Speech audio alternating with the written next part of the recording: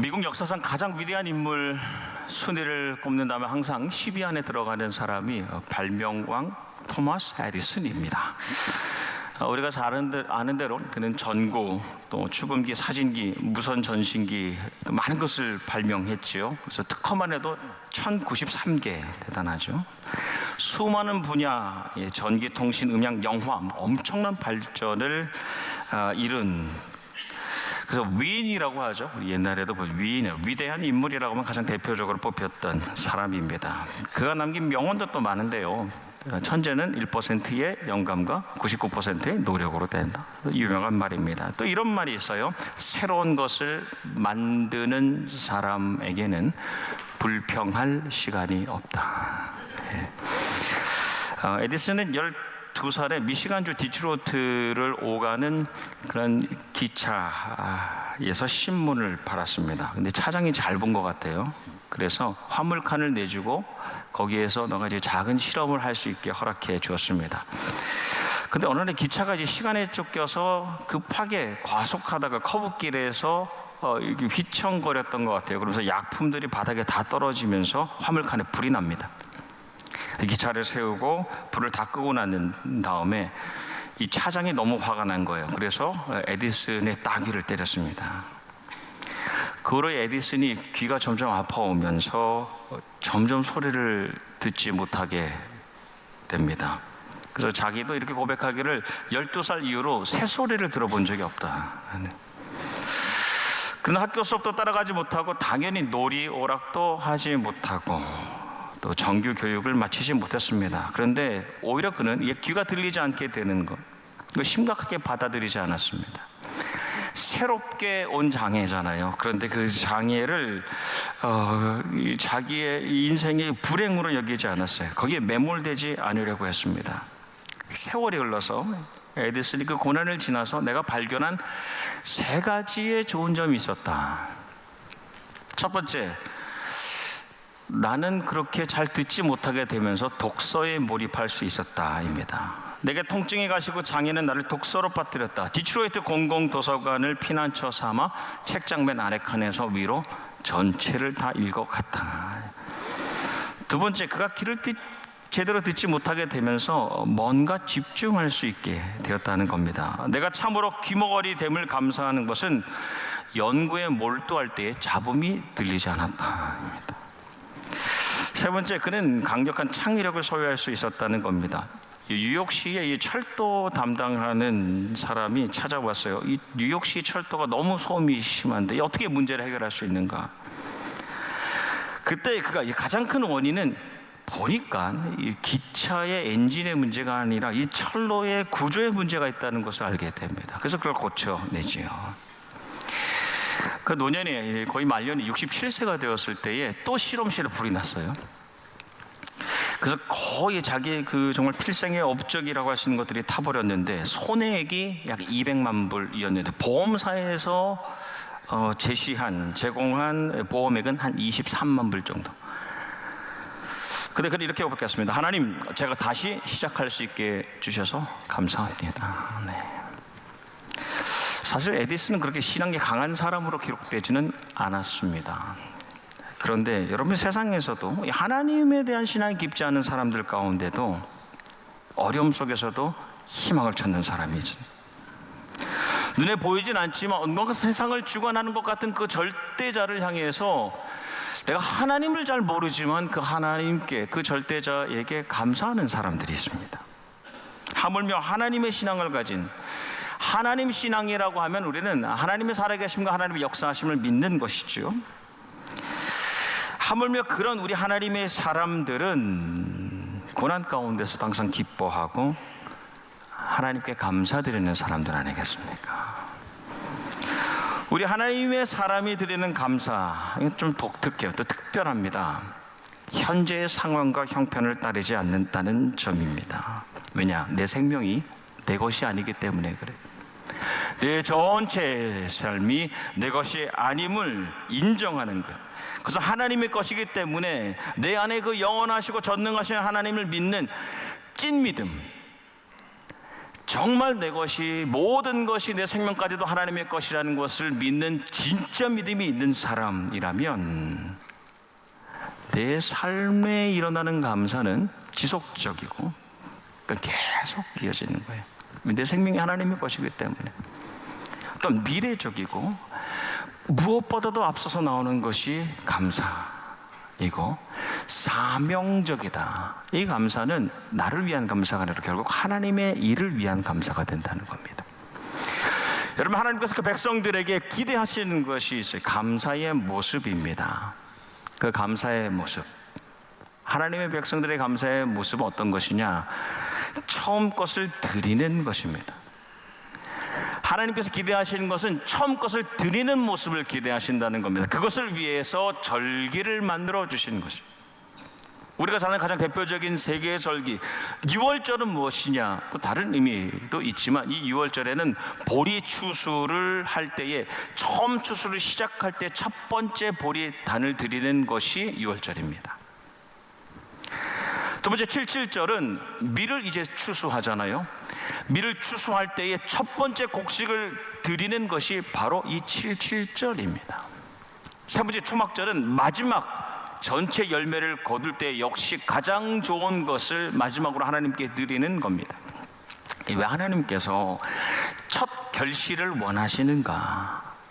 첫 결실은 아주 중요하기 때문에 그래요. 첫 결실은 이미 거두어 드리는 결실을 드리는 것을 뜻하는 동시에 앞으로 거두어 드릴 내 삶의 모든 결실을 의미하기 때문에 그렇습니다. 그게 첫 결실이에요. 식물의 첫 열매를 보면 이 열매를 볼 때에 이어서 열릴 결실을 우리가 보게 됩니다. 동물의 첫 새끼를 보면 첫 번째 나온 그 새끼를 보면서 앞으로 계속해서 낳게 될 무수한 자손을 볼 수 있게 되는 것이죠. 예수님의 첫 번째 부활, 예수님께서 보여주신 첫 부활을 보면서 장차 수많은 그리스도인들이 다시 살아나는 그 부활을, 그 예수님의 그 첫 부활을 통해서 우리가 모습을 통해 볼 수 있게 된다는 겁니다. 그 하나님께서는 첫 번째 것을 내게 달라, 첫 번째 것, 이전의 모든 것들과 위에 이어지는 모든 것들을 상징하는 그것을 내게 달라 하셔서 백성들이 가지는 모든 결실의 또 응답에 내가 주인이다 라는 것을 보여주시고, 그 첫 번째 것을 드리는 자의 그 삶과 그 생명을 책임져 주신다는 것을 말씀하시는 거예요. 그 첫 번째 것을 드리는 자의 삶을 하나님이 항상 책임져 주시는 거예요. 거기에서 우리의 감사가 시작되는 겁니다. 하나님을 향한 순수한 정결한 신앙을 가졌던 그 천교도들, 퓨리탄들이 영국의 정부와 교회의 핍박을 견디다 신앙의 자유를 찾아서 배를 탑니다. 메이플라워호를 타고 떠납니다. 기록에 보니까 우리는 시편 찬양을 드렸습니다. 주일에는 모두가 찬양을 드리고 기도도 많이 했습니다 입니다. 그들이 가장 많이 드린 찬양이 무엇이냐? 시편 100편입니다. 그들이 시편 100편 말씀을 하나님께 찬양으로 올려드렸습니다. 온 땅이여 여호와께 즐거운 찬양을 부를지어다. 기쁨으로 여호와를 섬기며 노래하면서 그 앞에 나아갈지어다. 이어서 여호와가 우리 하나님이신 줄 너희는 알지어다. 여호와가 우리 하나님이신 줄 너희는 알지어다. 그는 우리를 지으시니요 우리는 그의 것 그의 백성 그의 기르시는 양이로다. 감사함으로 그의 문에 들어가서 찬송함으로 그의 궁정에 그의 성전 뜰에 들어가 그에게 감사하며 그의 이름을 송축할지어다 라는 이 시편 100편 말씀을 망망대해 바다 위에서 그 작은 배, 메이플라워라는 배는 그 당시에는 큰 배처럼 여겨질 수 있겠지만 요즘 현대 선박에서 해안 경비선, 해안 보초선 정도의 사이즈입니다. 그 망망대해 바다 위에 그 작은 배 안에서 66일 동안 하나님께 이 감사의 시를 올려드린 겁니다. 왜냐? 우리는 여전히 하나님의 것입니다. 하나님의 기르시는 양이요 하나님의 백성인 것, 그리고 그들이 마침내 주의 성전에 그 뜰에 가서 하나님께 찬양하며 그 성전에서 감사드릴 것을 이미 느끼고 그 위에서 수많은 두려움과 불안함의 상황 속에서 이 찬양을 올려드린 겁니다. 하나님 향한 미래적 감사의 신앙을 가졌던 이 필그림 파더스가 겨울을 지나죠. 혹독한 겨울을 지납니다. 그리고 봄에 원주민에게 씨앗을 받아서 심어요. 여름이 지나고 가을이 되었을 때 내가 기대했던 것보다 예상했던 것보다 더 풍성한 결실을 거두고 눈물을 흘립니다. 그 첫 번째 결실 가운데서 가장 좋은 것을 골라서 놓고 첫 추수를 감사하는 예배를 드리며 한결같이 하던 대로 시편 100편 감사의 찬양을 올려드립니다. 그에게 감사하며 그 이름을 송축할지어다. 그날의 감사,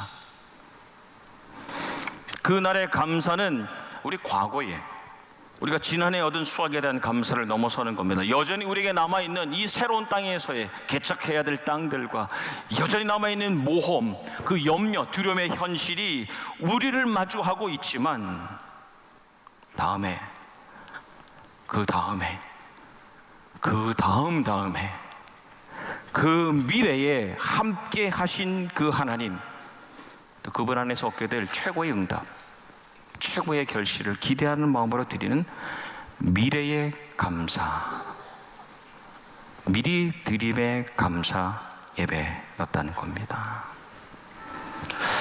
여러분, 우리 현대인들의 상태를 가장 잘 나타내는 용어가 있습니다. 이게 사실 심리학 또 사회학적 용어입니다.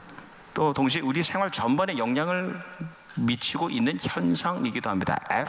FOMO, Fear of Missing Out이라는 증후군입니다. 무엇이냐? 내가 뭔가 놓치고 있는 것은 아닌가에 대한 두려움입니다. 놓칠 것에 대한 두려움. 그래서 기회 상실 공포 증후군이라고 합니다. 다른 사람들을 보니까 다 잘 사는 것 같고 나만 못 사는 것 같아요. 요즘 SNS나 인터넷을 보면 다른 사람들 어떻게 살아가는지 보입니다. 어떤 가방을 샀는지, 어떤 차를 샀는지, 어떤 집을 샀는지, 어떤 자리에 올랐는지, 어디에 있는지 그걸 보면서 야, 나도 거기 있어야 했는데, 나도 그걸 샀어야 됐는데, 나도 거기에 투자했어야 되는데 나만 못 살고 나만 못하고 나만 못 보는 것은 아닌가라는 염려, 불안함에 빠져 있다는 겁니다. 우리 현대 크리스찬이 감사를 드리지 못하게 만드는 가장 큰 장애물은 무엇인가? 그것은 어쩌면 밖에서, 외부에서 직접 엄습해오는 그런 어려움이기보다는 우리 내면에서 일어나는 다른 사람과 비교하고 시기하고 질투하면서 일어나는 그 불안함, 그 두려움, 거기에서 많은 크리스찬들이 힘들어한다는 겁니다. 근데 때로는 저 자신의 모습을 보면서 저도 다른 것들과 비교, 다른 사람들, 다른 공동체들과 비교하면서 나만, 우리 가정만, 우리 교회만 뒤처지고 있는 것은 아닌가라는 불안함에 빠질 때가 있습니다. 근데 보이는 모습은 다들 다 그럴듯해 보이거든요. 하지만 다른 사람들, 다른 공동체들이 어찌하든 간에 우리가 살아계신 하나님, 그분의 그 장중에 붙들려 있어서 그분께로부터 얻게 될 우리 미래의 최고의 응답, 우리에게 계속하여 허락하여 주실 최고의 결실을 우리가 믿을 때에 찐 믿음, 우리는 지난 은혜에 대한 감사를 넘어서서 미래에도 내려주실 전무한, 그전에 경험하지 못했던 은혜를 우리가 미리 감사할 수 있게 되는 것이죠. 그래서 우리의 감사는 그 모든 것을 뛰어넘게 만드는 능력이 있습니다. 우리는 그래서 옆을 보고 사는 사람들도 아니고, 지나온 과거 뒤를 보고 사는 사람들도 아니고, 앞을 보고 위를 보고 하나님께 더 집중하여 매일 일상의 감사를 올려드리며 살아가는 사람들입니다. 여러분, 사도 바울이 가장 아끼는 마음으로 자기의 이제 가장 사랑하는 그 표현을 했던 교회가 빌립보 교회입니다. 근데 빌립보 교회는 이 개척 자체가 참 어려웠던, 개척하기도 참 어려웠던 교회입니다. 사도 바울이 이 성령님께서 보여주신 환상에 따라서 나는 아시아에 머물고 싶었는데 성령님께서 강권하시고 보여주시니 순종하는 마음으로 유럽으로 넘어가잖아요. 근데 거기에서 귀신이 들려서 점을 치는 여정을 봅니다. 자꾸 부르니까 국률한 마음으로 고쳐주었는데 그 귀신 들려 점치는 여인을 통해서 수익을 얻었던 주인들이 고발합니다. 그 사도 바울이 일행이 감옥에 갇히잖아요. 한밤중에 찬양하고 기도할 때 옥문이 흔들리고 나오게 되는데 간수가 자결하라 하죠. 주 예수를 믿어라. 그래서 그 간수의 집에서 시작된 교회가, 루디아와 함께 시작한 교회가 빌립보 교회예요. 개척이 쉽지 않았어요. 그런데 사도 바울이 그 빌립보를 떠나고 난 다음에도 물적으로 영적으로 계속 지원해 줍니다. 교회 교인들이. 사도 바울이 그대들은 나의 기쁨이요 나의 면류관입니다 라고 고백을 합니다. 사도 바울이 감옥에 다시 갇힙니다. 로마의 감옥에 갇혀서 최애하는, 가장 사랑하는 빌립보 교회 교인들을 향하여 보낸 빌립보서의 마지막 장의 가장 마지막 권면, 아무것도 염려하지 말고, 아무것도 염려하지 말고. 염려는 메림나오라는 말인데 원어 해석은 이렇습니다. 메림나오는 문제예요. 문제가 있어요. 문제거리예요. 충분히 걱정거리가 될 수 있어요. 그런데 그것을 문제라고 의식하여서 두려워하는 것, 이게 메림나오입니다. 문제가 없다는 것이 아니에요. 문제가 있어요. 근데 그것을 이게 문제가 되겠구나 라고 의식하여 생각하여서 그것을 두려워하는 것이 염려입니다. 그것을 중단하라는 겁니다. 다만 알르 오직 그러나 모든 일에 기도와 간구로, 그래서 기도는 엎드림이고 간구는 소원합니다. 문제가 될 만한 것이 당연히 문제가 되겠지라고 생각하는 것을 중단하고 오직 엎드림과 소원함으로, 내가 정말 원하는 것을 감사함으로, 미리 감사하는 마음으로 하나님께 말씀드려라. 무슨 염려, 두려움과 불안의 조건에서도 하나님께 미리 감사의 심령으로 하나님 감사합니다 엎드리고 구하면 모든 지각에 대안하신 하나님의 평강이, 샬롬이 너의 마음과 생각을, 너의 전인을 지키시리라. 미래적 감사, 미래적 엎드림, 미래적인 소원함의 결과, 결실은 항상 평강, 샬롬입니다. 우리의 심령을 지켜주시는 거예요. 하나님 감사합니다. 하나님께서 내 삶의 주인 되어주시고 지금까지도 그래 주셨던 것처럼 가장 좋은 것으로 응답하여 결실 주실 것을 믿습니다 할 때에 찾아오는 그 평안으로 살아가는 것. 주변에 사람이 보이지 않아요. 주변에 교회가 보이지 않아요. 그냥 하나님은 우리를 위해 최고의 것을 준비하고 계시기 때문에 그렇습니다. 청교도의 필그림 파더스 가운데 가장 유명한 사람이 윌리엄 브래드퍼드라는 사람입니다. 윌리엄 브래드퍼드. 왜 유명한가? 메이플라워 홀을 마련한 사람이에요. 신앙의 자유를 찾기 위해서. 사실 그 배에는 다양한 이유로, 상업적 이유로 온 사람들도 있었고 다양한 이유로 탔던 사람도 있습니다. 근데 이 사람은 신앙의 자유를 찾기 위해서 이 배를 마련했어요. 그런데 배가 이 대서양을 건너던 가운데 아내가 바다에 빠져서 익사합니다. 어떤 생각이 들겠어요? 그리고 다 알듯이 이 배가요 원하는 곳으로 간 것이 아닙니다. 원래는 이제 뉴욕 뉴저지의 허드슨 리버 그 하구에가 도착할 것을 생각하고 간 거였어요. 근데 우리가 잘 아는 매사추세츠의 케이프갓이라는 곳에 도착하게 되죠. 뜻대로 된 것이 하나도 없는 거예요. 그가 쓴 책이 있는데 회고록입니다. 플리머스 플랜테이션에 대하여라는 책입니다. 그 한 부분을 제가 나눕니다. 하루는 윌리엄이 사람들에게, 여러분, 우리는 여전히 불안합니다. 불안한 상황입니다. 그래서 힘이 듭니다. 그러니 이제 우리가 일주일 동안 금식합시다 라고 했어요. 근데 일주일이 금식하고 나서 보니까 여전히 평안이 없는 거예요. 여전히 불안한 거예요. 그때 한 농부가 제안합니다. 우리는 태평양을 건너며 많은 이들을 잃었습니다. 하지만 하나님께서는 우리에게 그 이상의 은혜를 내려주셨습니다.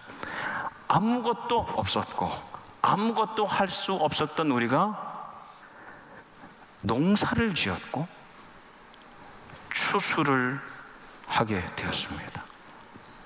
그러니 우리가 이제 감사 찬양과 감사 예배를 드리면 좋겠습니다.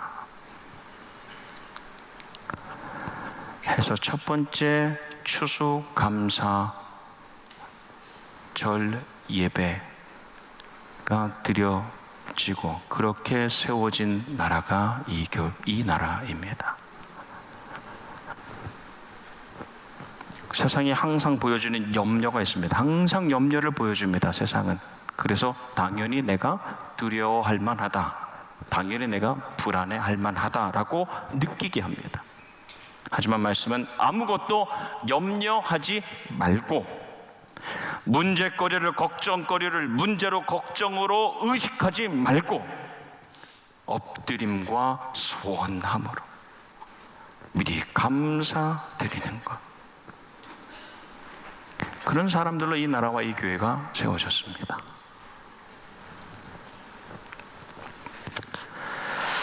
저희 가정의 가훈이 범사에 감사하라입니다. 범사, 모든 일에 감사하라. 저는 저희 아버지가 어린 시절에 중학교 때 우리 가정 가훈이 범사에 감사하라야 라는 말씀을 듣고 왜 그 족자가 우리 집에 그렇게 오랫동안 걸려있는 줄 알았어요. 그 족자에는 범사에 감사하라가 써 있었거든요.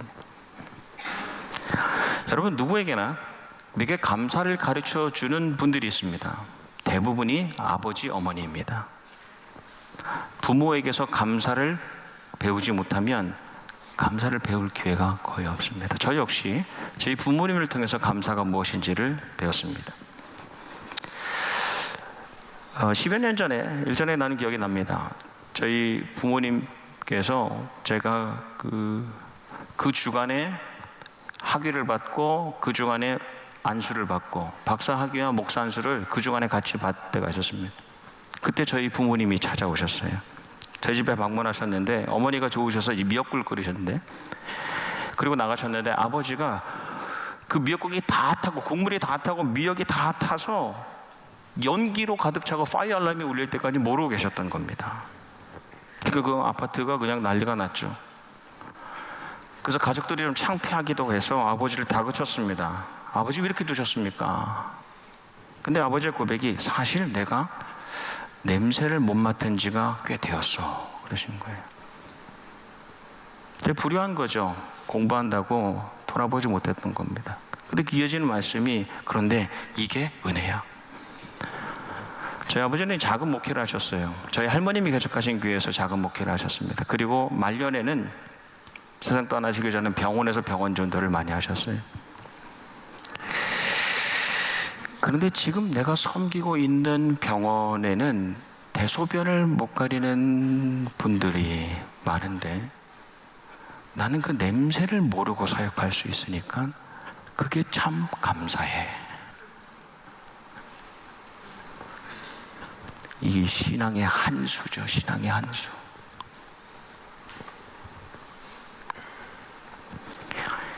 감사의 한 획을 배운 거예요, 저는. 그래서 감사는 사명적이구나. 항상 나의 감사는, 나의 결실과 나의 응답은 나를 향하지 않고 하나님의 교회와 하나님의 나라를 향하는구나.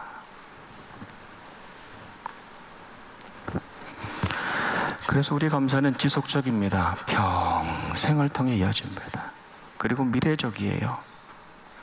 나보다도 나를 더 잘 아시는 주님이 이미 가장 좋은 것을 예비하고 계시기 때문에. 그리고 사명적입니다. 먼저 그의 나라와 그의 의를 구하게 하십니다.